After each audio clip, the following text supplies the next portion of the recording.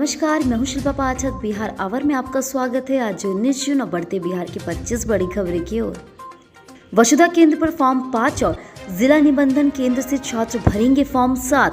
Inter नामांकन के लिए छात्र वसुधा केंद्र पर फॉर्म संख्या 5 जबकि जिला निबंधन संघ परामर्श केंद्र पर 7 नंबर का फॉर्म भरेंगे। यह निर्देश बिहार बोर्ड के छात्रों के लिए की गई है, जहां से CBSE और ICSE के द्वारा छात्र वसुधा केंद्र से 6 नंबर का फॉर्म, जिला निबंधन से संख्या परामर्श केंद्र से संख्या 8 भरेंगे।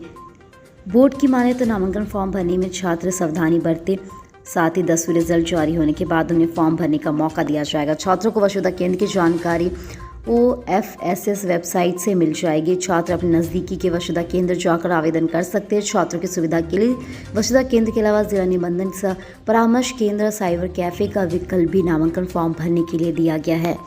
UGC ने शुरू किया जॉब पोर्टल।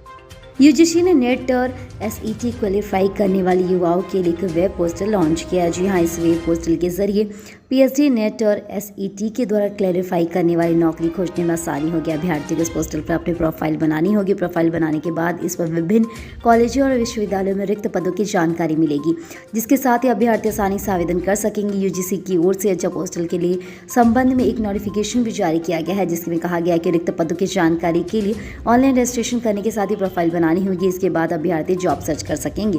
इस एकेडमिक जॉब पोर्टल के जरिए शिक्षण संस्थान के योग्य अभ्यर्थी सर्च कर सकेंगे, साथ ही पोस्टल पर वैकेंसी निकाल सकेंगे। महिला मिलिट्री पुलिस की सिपाही GD भर्ती। भारतीय सेना ने महिला मिलिट्री पुलिस में निकाली सिपाही GD भर्ती की योग्यता नियमों में बड़ा बदलाव कर दिया है। जी हाँ, अब इसमें सिर्फ भारतीय गोरखा महिला ही आवेदन कर पाएगी। इसके पहले जारी भर्ती नोटिफिकेशन के अनुसार भारत के साथ नेपाल की भी गोरखा महिलाएं सिपाही GD पद के लिए आवेदन कर सकती है। भारतीय सेना ने इस संबंध में अपनी वेबसाइट joinindiaarmy.nic.in पर जाकर नोटिफिकेशन जारी किया गया है। योग्यता में बदलाव के नोटिफिकेशन में कहा गया है, महिला मिलिट्री पुलिस सिपाही GD भर्ती के नोटिफिकेशन के पैराग्राफ नंबर 2 में संशोधन सभी गोरखा की वजह सिर्फ भारतीय गोरखा ही लिखा था। भारतीय सेना की मिलिट्री पुलिस में महिला CPGD भर्ती के लिए आवेदन संख्या के द्वारा 6 जून से जारी किया गया। महिला अभ्यर्थी 20 जुलाई 2021 तक आवेदन कर सकते हैं। इसके साथ ही 100 रिक्त पद भरे जाने हैं। इसके लिए देश के विभिन्न शहरों में भर्ती रैली का आयोजन किया जाना है। नियोजित शिक्षकों को 20 जुलाई तक मौका। शिक्षा विभाग ने निगरानी जांच के दायरे में आए नियोजित शिक्षकों को दस्तावेज उपलब्ध कराने का अंतिम मौका 21 जून से 20 जुलाई तक दे दिया है। इस अवधि में इन शिक्षकों को विशेष पोर्टल पर अपनी शैक्षणिक अनुभव या प्रशिक्षण संबंधी प्रमाण पत्रों की स्कैन कॉपी अपलोड करनी होगी। शिक्षा मंत्री के साथ ही विजय कुमार चौधरी ने गुरुवार को जानकारी दी। इस शिक्षक की नियुक्ति वर्ष 2006 से 2015 के बीच हुई है। करीब 5 साल पहले शिक्षा विभाग को सूचना मिली थी कि बड़ी संख्या में फर्जी प्रमाण पत्रों के आधार पर शिक्षकों को नौकरी लेनी थी। पटना हाईकोर्ट ने मामले में जांच का जिम्मा निगरानी को दे दिया है। निगरानी जांच के दायरे में आगे 3 लाख से अधिक शिक्षकों में से 2 लाख से अधिक शिक्षकों ने प्रमाण पत्र उपलब्ध करा दिए हैं। भारत में संक्रमण के 62,480 नए मामले, 1,587 लोगों की हुई मौत। 3 महीने के बाद अब जाकर स्थिति थोड़ी नियंत्रण हुई है। अब हर दिन 1 लाख से कम मामले सामने आ रहे। इस महामारी ने दुनिया भर में करीब 40 लाख लोगों को मौत की नींद सुला दी है। जी हाँ, समाचार एजेंसी के अनुसार अब तक कोरोना के संक्रमण से दुनिया भर में 4 मिलियन लोगों की मौत हो चुकी है। दुनिया के कई देशों में कोरोना वैक्सीनेशन का काम तेजी से चल रहा है। भारत में शुक्रवार को पिछले 24 घंटे में कोरोना वायरस संक्रमण के 62,480 नए मामले सामने आए हैं। कुल मौतों की संख्या के अनुसार शीर्ष 5 देश अमेरिका, ब्राजील, भारत, रूस और मेक्सिको हैं। इन देशों में से केवल कुल मौतों की संख्या के 50% मामले आए हैं। बिहार में 4 लोगों ने तोड़ा दम, 385 नए केस मिले। कोरोना के पीक पर आने के बाद बिहार में सबसे कम मौतों का आंकड़ा 17 जून को रहा है। गुरुवार को पूरे राज्य में केवल 4 लोगों की मौत हुई, जबकि पटना में पिछले 48 घंटे में एक भी मौत नहीं हुई। नए मामले में काफ़ी कमी आई है। 1,13,525 लोगों की जांच में मात्र 385 की रिपोर्ट पॉजिटिव पाई गई है। अब तक 9,527 लोगों की मौत हुई है। बिहार में 18 जून तक कुल 9,527 लोगों की मौत हो चुकी है। इसमें 24 घंटे में हुई 4 मौत शामिल है। केला और पपीता की खेती करने पर मिलेगा अनुदान। बिहार के समस्तीपुर के उन किसानों के लिए अच्छी खबर है जो फलदार पौधों की खेती करने को इच्छुक है। उद्यान विभाग के मुख्यमंत्री सघन बागवानी मिशन योजना के तहत आम, अमृत, पपीता व केला की खेती करने वाले किसान को अनुदान दिया जाएगा। इसके लिए विभाग की ओर से लक्ष्य निर्धारित किया गया है। निजी जमीन 25 हेक्टेयर में आम का बगीचा लगेगा। किसानों को पौधे लगाने और उसकी देखरेख के लिए अलग से राशि दी जाएगी। पपीता, केला, अमरूद के बाग लगाने भी योजना के साथ तैयार की जा रही है। आम और मालदेव, बम्बिया, गुलाब, खास, आम्रपाली व मालिका के पौधे लगाए जाएंगे। किसान कम से कम 8 कट्ठा और अधिकतम 1 हेक्टेयर में आम का बगीचा लगा सकते हैं। प्रति हेक्टेयर 50 साल के प्रोजेक्ट पर 3 प्रोजेक्ट की 3 किस्त में राशि व्यय होगी। सेविकाओं को दिया जाएगा स्मार्टफोन, मिलेंगे 250 रुपए। अब पोषण ट्रैकर ऐप से आंगनबाड़ी केंद्रों की हर गतिविधियों पर नजर रखी जाएगी। सेविका पोषण ट्रैकर ऐप का उपयोग करेगी। इसके लिए सेविकाओं को स्मार्टफोन दिया जाएगा। यह जानकारी बाल विकास परियोजना पदाधिकारी मंजू कुमारी ने प्रखंड के आंगनबाड़ी केंद्र संख्या 52 में पोषण ट्रैकर के तहत आंगनबाड़ी सेविकाओं के लिए दिए जा रहे 2 दिवसीय प्रशिक्षण में दी है। उन्होंने बताया कि प्रत्येक माह सभी सेविकाओं को नेट पैक के लिए 250 रुपये दिए जाएंगे। पोषण ट्रैकर ऐप से SIDS सेवाओं की गुणवत्ता सुगम व अनुश्रवण के लिए किया जाएगा। ANMMCH से 114 ऑक्सीजन सिलेंडर ने ले गए मरीज, जांच के आदेश। मगध प्रमंडल के सबसे कोविड अस्पताल अनुग्रह नारायण मगध मेडिकल कॉलेज अस्पताल से ऑक्सीजन सिलेंडर की गायब होने से खलबली मच गई है। बताया जा रहा है कि अस्पताल से 14 छोटे बड़े ऑक्सीजन सिलेंडर गायब हो जा रहे। अस्पताल प्रशासन ने ऑक्सीजन सिलेंडर की देखरेख का जिम्मा रखने वाले स्टोर कीपर को इसके लिए जिम्मेवार ठहराया है। इसी बीच मामले की जांच के लिए आदेश कर दिया गया। दरअसल कोरोना की दूसरी लहर पर पीक थी, लेकिन कोविड अस्पताल में हर दिन 600 से अधिक ऑक्सीजन सिलेंडर की जरूरत पड़ती थी। इसके लिए अस्पताल के सभी वार्डों से ऑक्सीजन सिलेंडर को कोविड वार्ड के लिए दिया गया था। इन ऑक्सीजन सिलेंडर की संख्या 705 थी। इन 705 ऑक्सीजन सिलेंडर में 114 सिलेंडर गायब हो गए। हालांकि ये सिलेंडर गायब हो चुके थे या फिर चोरी कर ली गई थी, ये अब जांच की जा रही। हालांकि प्रथम दृष्टया से इसे चोरी का ही मामला माना जा रहा है। ट्रक से 2000 पीटी शराब जब्त, बिहार में खपाने की थी चाल। दुमका जिले की पुलिस के उत्पाद विभाग को एक बड़ी कामयाबी मिली है। जी हां, जब एक कंटेनर और एक ट्रक से भारी मात्रा में शराब जब्त की गई। मसलिया थाना उत्पाद विभाग की टीम ने देर रात गुप्त सूचना के आधार पर चेक पॉइंट लगाकर एक कंटेनर और एक ट्रक से 2000 पेटी अवैध शराब को जब्त कर लिया। जब्ती के साथ ही 5 लोगों को इस मामले में गिरफ्तार कर लिया। पुलिस ने बताया कि यह एक अंतर्राज्यीय गिरोह है जिसमें से कई शातिर अपराधी शामिल हैं। वहीं पुलिस ने बताया कि अवैध शराब की यह बड़ी खेप फर्जी कागजात के आधार पर बिहार में खपाने की तैयारी चल रही थी। इसी बीच में पुलिस ने कामयाब हासिल कर लिया। HDFC बैंक लूटकांड के 88 लाख रुपए बरामद। बीते दिन HDFC बैंक में 1 करोड़ 19 लाख रुपए कैश लूट का खुलासा वैशाली पुलिस ने कर दिया है। इस मामले में पुलिस ने HDFC बैंक से लूटे गए 88 लाख 17,500 रुपए की बरामद कर ली। वहीं इस बड़ी लूट की घटना में शामिल 3 अपराधियों समेत कुल 9 को पुलिस ने गिरफ्तार कर लिया है। साथ ही इसमें एक महिला भी शामिल थी। वैशाली SP मनीष कुमार के मुताबिक वैशाली, समस्तीपुर, मुजफ्फरपुर पुलिस के साथ पटना STF की संयुक्त कार्रवाई में इसे बड़ी बैंक लूटकांड का खुलासा किया गया। दरभंगा स्टेशन पार्सल में धमाका, मची अफरा तफरी। दरभंगा स्टेशन पर उस समय अफरा तफरी मच गई जब प्लेटफॉर्म पर एक कपड़े के पार्सल में अचानक धमाका हुआ। धमाका होने से कपड़े के बंडल में आग लग गई, जिससे बंडल में बंद कुछ कपड़े जल गए। हालांकि धमाका हल्का था, इसके बावजूद भागदौड़ मच गई। मौके पर तुरंत GRP की ओर से RPF के जवान पहुंच गए। आनंद फार्म में रेल DYSP नवीन कुमार मिश्रा भी दरभंगा के द्वारा स्टेशन पहुंच गए। इसके बाद सामान को खोला गया। जब बंडल खोला गया तो उसमें कपड़े जले दिखाए गए। उन्हीं कपड़ों के बीच एक छोटा शीशी का डिब्बा मिला, जिसमें पुलिस को शक था कि इन्हीं में कुछ ऐसा लिक्विड है जिसके कारण धमाका हुआ। पार्सल सामान को शिकरागंज से दरभंगा स्पेशल ट्रेन से भेजा गया है। दरभंगा स्टेशन ट्रेन से लेकर DYSY नवीन कुमार मिश्रा ने घटना की पुष्टि करते हुए बताया कि पार्सल सिकंदराबाद से दरभंगा ट्रेन से भेजा गया था और 2 नंबर प्लेटफॉर्म पर इसे उतारा गया था। नेपाल में मूसलाधार बारिश से बिहार में बाढ़ का खतरा। नेपाल में हो रही जोरदार बारिश को देखते हुए आपदा प्रबंधन विभाग की शुक्रवार को बैठक हुई। इसमें तय हुआ कि NDRF की टीम और किस जिले में तैनात होगी। वहीं जिले के द्वारा टीम लगाई गई है। इन जिलों में जवानों में इलाकों की रैकी भी शुरू हो गई। गाँव में जागरूकता अभियान भी चलाए गए ताकि बाढ़ के दौरान राहत बचाव कार्य में परेशानी ना हो। साथ ही बाढ़ प्रभावित जिलों में ड्रोन का भी इस्तेमाल कर दिया गया है। बिहार में NDRF के द्वारा 14 टीम है, जिसमें देवघर में 1 और 3 अन्य झारखंड में से है जो यास तूफान के दौरान राहत बचाव कार्य में वहां गए हुए थे। अधिकारियों के मुताबिक जरूरत पड़ने पर झारखंड से भी टीम को बुलाया जाएगा। वहीं 6 जिलों में टीम भेजी गई है। हर टीम में 40 से अधिक जवान हैं। कोरोना का टीका देने में बिहार ने बनाया रिकॉर्ड।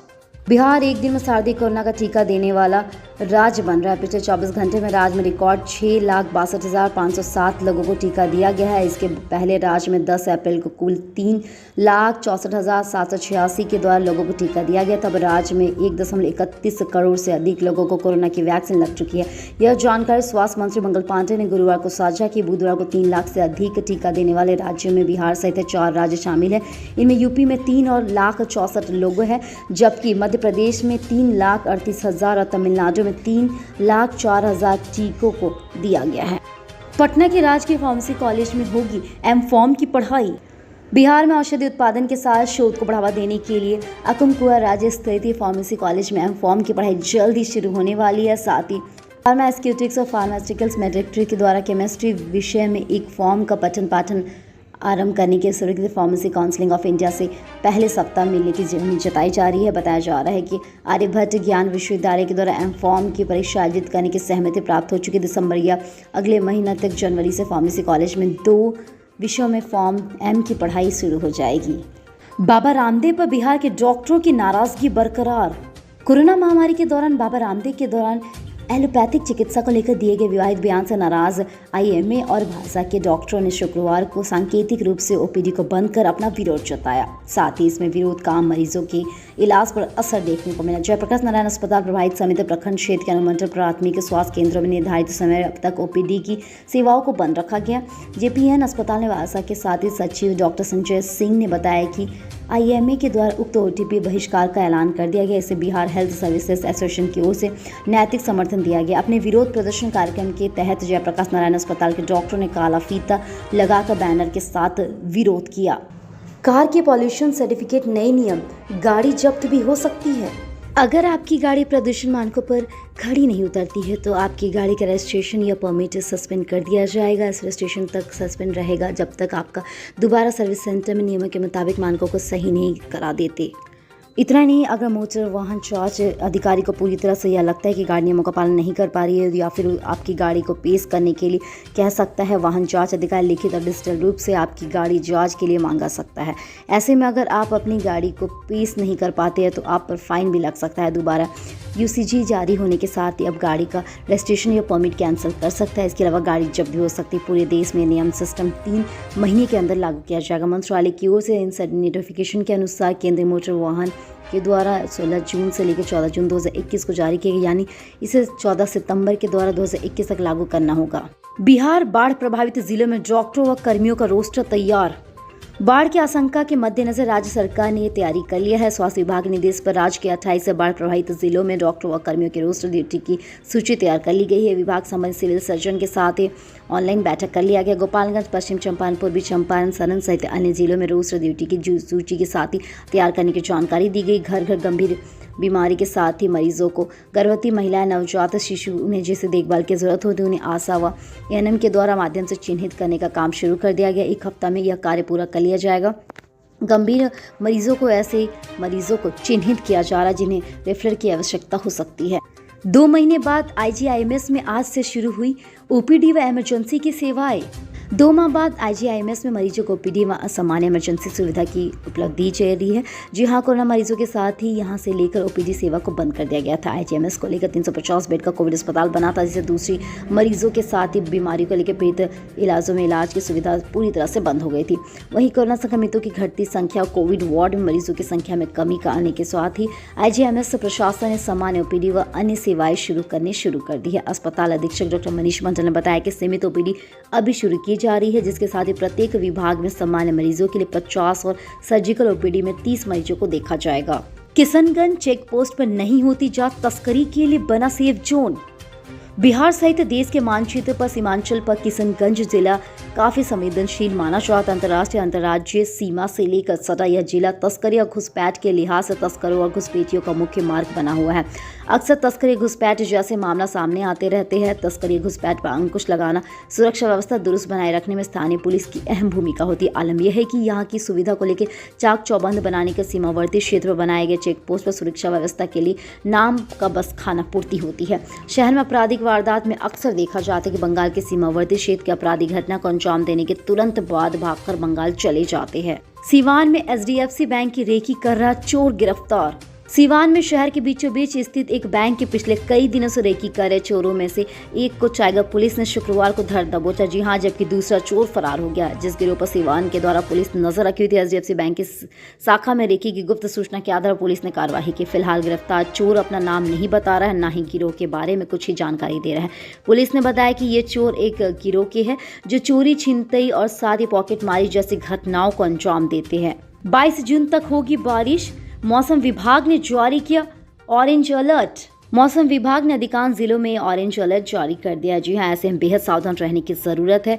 पटना मौसम विज्ञान केंद्र के वैज्ञानिक संजय कुमार का कहना है कि मौसम उतार चढ़ाव अभी जारी रहेगा। इन्होंने बताया कि वर्तमान में राजस्थान से असम तक ड्राइव लाइन के तहत ट्रफ लाइन से गुजर रही है। इस कारण बिहार समेत उत्तर प्रदेश के साथ मध्य प्रदेश, झारखंड, पश्चिम बंगाल में बारिश हो रही है। बिहार के मानसून के आगमन के साथ खूब बारिश हो रही है। राज्य भर में 18 जून तक 181 mm वर्षा हुई।